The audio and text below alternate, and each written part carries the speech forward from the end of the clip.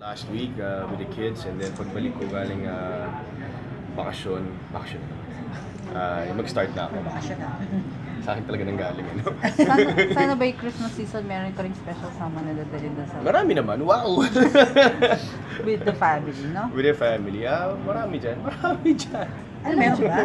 Alam mo, the other day, guest namin si Ma. Kagabi. Si Madge, oo. Tinutok ka, isa ka sa mga boys na nililig ni Tito Boy kay Maha. Nagsimula sa London. Madge and I are friends. We're very good friends. And napakalit na industriya namin. It's so inclusive actually. Na kami mismo naliling sa isa't isa. Nagkakaroon ng mga kung anong rigo doon. Pero wala tayong magagawa. Napakaliit ng mundo natin eh. Pero we're all friends. Ano ba chance mo?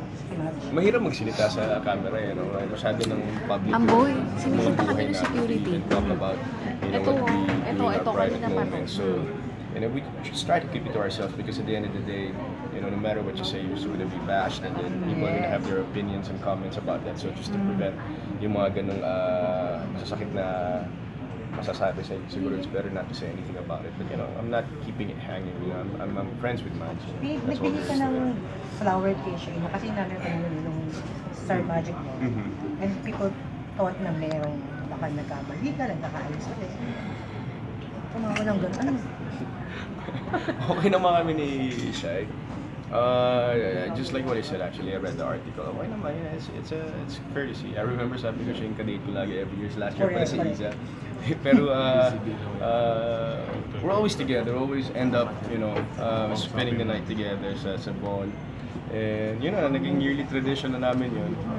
So parang yun lang. Ha? Ano? Ano ba masasabihin ko? Parang masaya ka. Parang Oh, meron parang kang iba yung something na gusto mo tinatago matapos. lang. May sakit pa yan, ha? Parang iba yung step ng ice mo na nabanggit. Hindi, nilalaki ko lang kasi lumiliit na eh. Parang may something na. Parang Ano in yan? love ka ngayon.